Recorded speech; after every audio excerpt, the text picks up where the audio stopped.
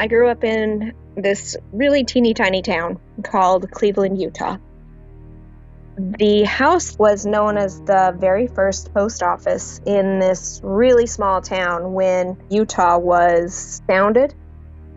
It was so old that when we did some renovations on the house, we would cut into it and see that it was logs on the inside. That's how old it was. It was an old log post office. My mom and dad decided to create a bedroom in the attic space upstairs. They cut a hole in the ceiling and built these really rickety, steep kind of stairs that went up into this little attic space. The top right corner of the room would be where the stairs would come up. Right at the top of those stairs in the bottom right corner was my bed, up against the wall, right in that corner right there. Across the room in the bottom left corner would be my sister's bed, and then in the top left corner was my brother's bed. I used to see this really dark shadow every night. I would wake up in the middle of the night. Somebody was in the room with me, watching me. I would open my eyes and there would be this dark shadow standing over by my brother's bed, staring down at him. It was the shape of a man, but it was just a really dark shadow that would stand there. It would move from my brother's bed and it would just float across the room, standing over the top of my sister's bed, watching her. If I felt myself waking up, I would keep my eyes closed and wait for my brother to move or wait for my sister to move, and then I would open my eyes. Then he would be standing right by me, staring down at me, watching me sleep. I was so scared. I would take all of my stuffed animals, put them all the way around me, and then I'd take the biggest stuffed animal that I had and I'd put it right over the top of me and tuck it in to make it look like the stuffed animal is the one sleeping in the bed. I think around in my teen years, we moved out of that house, and I didn't have any other experiences growing up until later in life. When I met my husband, we had all of our kids at that time, and he was stationed in the Air Force, and he got deployed to Iraq, Afghanistan. He got deployed to Korea for a year. One of the funny things about me and my husband, we were really into the TV show Ghost Hunters. There was this one episode where they went to the Stanley Hotel. It's the actual hotel that Stephen King himself was staying in when he had those experiences that scared him so much that he wrote the book, The Shining. This hotel is over 100 years old in Estes Park, Colorado. It's gorgeous. On this episode, they decide that they're going to split up into these separate rooms in the hotel that are known for the most paranormal activity in the hotel. One of them is on the 4th floor, room 412. Back to me and my husband. My husband is deployed to Iraq. I want to surprise him with something just pretty cool for him coming home. He's been gone for 6 months. I decided I was going to book us a stay at the Stanley Hotel so that we can go investigate ghosts. I decided to book that exact room, 412.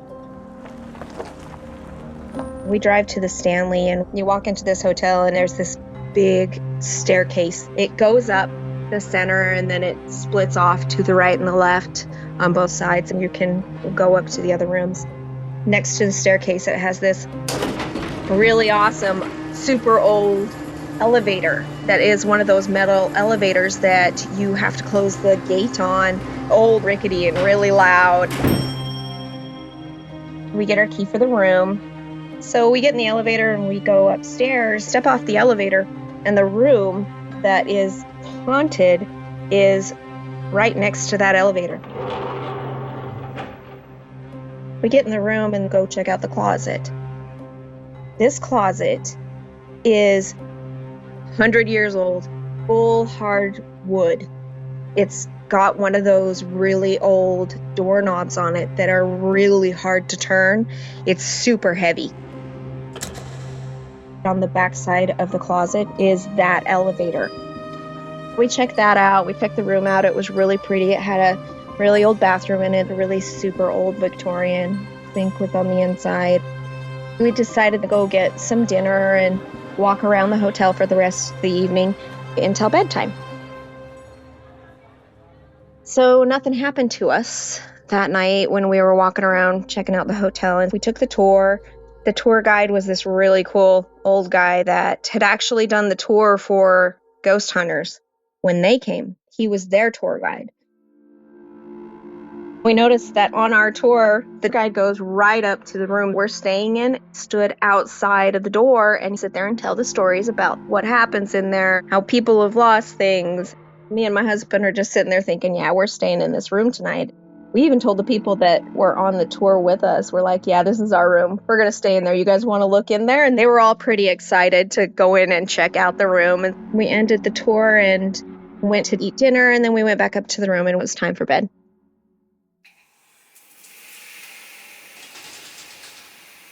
We decided that we were going to go and take a shower together. We're in the bathroom talking about how nothing's happened to us. It doesn't seem very creepy. There was 3 bulbs in this one light fixture above the bathroom sink. As soon as we were talking about this happening, the light bulbs all shattered.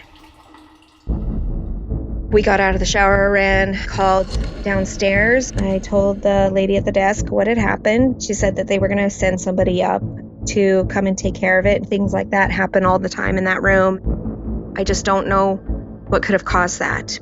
They came up, they cleaned it up, they left the room, and me and my husband get into bed, and we're laying there, and I'm trying to go to sleep. This bed is facing the closet. So if you're sitting up in bed, you're looking right at the closet. I get this really dark, heavy feeling. There is something in this room. I open my eyes. I look up. Right above the bed is a fan, a ceiling fan, and right next to the ceiling fan, there is this woman floating there. She had really long, dark hair. I'm looking at her. I start grabbing my husband's arm, shaking him, and I'm like, honey, she's here, she's right there. And I'm hyperventilating. He wakes up, sits right up, and he's like, where? And I'm like, she's right there in front of us. At that point, she starts moving towards me. And I take a breath, and I'm like, hi. She stops, tips her head sideways. She disappears. We laid down to go back to sleep, and I could not go to sleep. The morning after, we went downstairs to go tell the people that I had an experience. There's a tour guide there, and I tell her what had happened to me last night. And she kind of just, yeah, that happens all the time. It seemed like she didn't believe me, didn't take me seriously. We decided we were going to go look around the town and check out the hotel more. It's pretty big. It's got a few outbuildings too. We spent the day just being tourists. We get back to the hotel. My husband decides what he's going to do is he grabs this little L no smoking sign that is sitting on top of the dresser. And he's going to put it right in front of the closet door, slide it right under it, just in case something happens.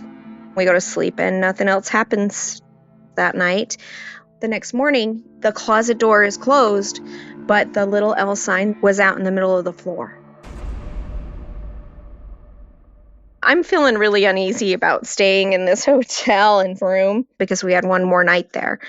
I call my mom, I'm bawling. I don't want to stay here. My husband's being a sweetheart, sitting there telling me it's going to be okay. We just got one more night.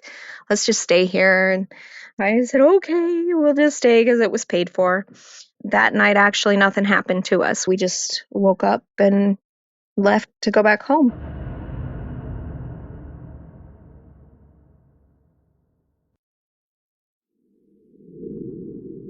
I would absolutely stay at the Stanley Hotel again. The hotel was beautiful. The food was amazing from their little old-fashioned restaurant. The rooms were really comfortable, really scary, but really comfortable. I would not stay on the fourth floor again. Not at all. Not in any of the rooms on the fourth floor. Forget it. Throughout our marriage, we have had quite a few paranormal, unexplainable things that have happened. After we went and stayed at the Stanley Hotel, we had moved out of the house that we were staying at the time. We moved on to base housing at Hill Air Force Base. Cabinet doors would open and close. You would hear whispers or voices throughout the house. When I was in my room, laying on the bed, I would be reading, and right above the book, I would see this little boy's head just quickly dash past the bottom of the bed. One other instance, me and my husband were laying in our bed watching TV. All of a sudden, all of the stuff that was in there, our bathroom, fell off of the shelves into the bathtub. Another time that I was laying in bed, all of a sudden I felt these little steps stepping next to me from my feet all the way up to my head. And I turned and I looked, and there was nothing there. We decided that we wanted to name this little ghost. And I'm like, how about we name him Billy? At that exact same time, my husband said that in his head popped the name Billy.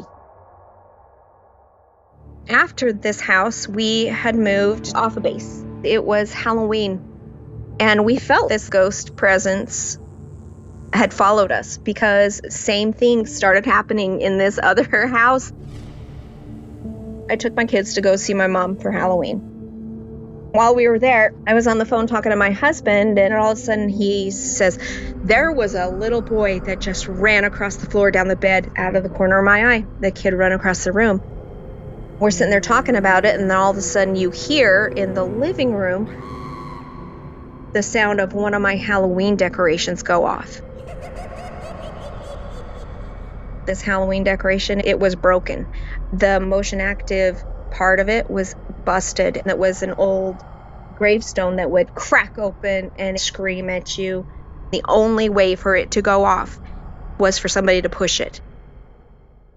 We moved to Montana. We had a bunch of things happen in that house. My children saw these things. My son, Lincoln, he is very sensitive. A couple of days ago, I was in my room.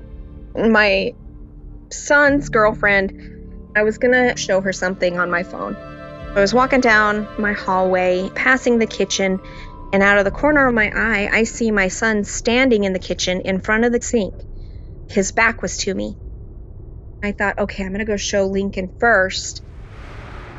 When I turned to look into the kitchen, he's not there.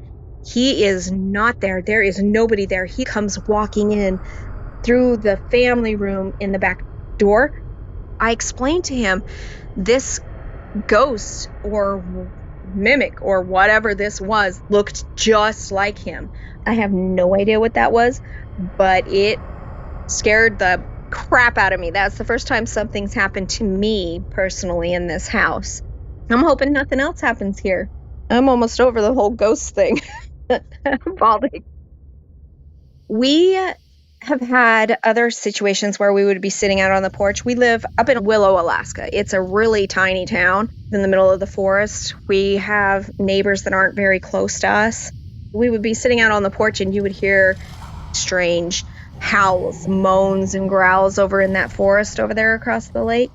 We're avid hunters. We know what it sounds like when a moose is, and he just doesn't sound anything like that. Me and my son and his friends, we always talk about shapeshifters up here all the time. Skinwalkers is a big deal in Alaska. A skinwalker can take certain forms of people or things. I don't know if it could have possibly been something like that. I can't tell you. I really have no idea what it could possibly have been. I don't know if it's the places that we've lived in or if it's because my side of the family, is so sensitive to ghosts, or if it's Lincoln himself, if he attracts these things coming to us everywhere that we've been. In all of the houses that we've lived in, I haven't really been very scared, even though we've had these experiences happen to us. Every time I'm thinking that we're in a new place, it's going to be great, there's nothing going to happen, then something happens.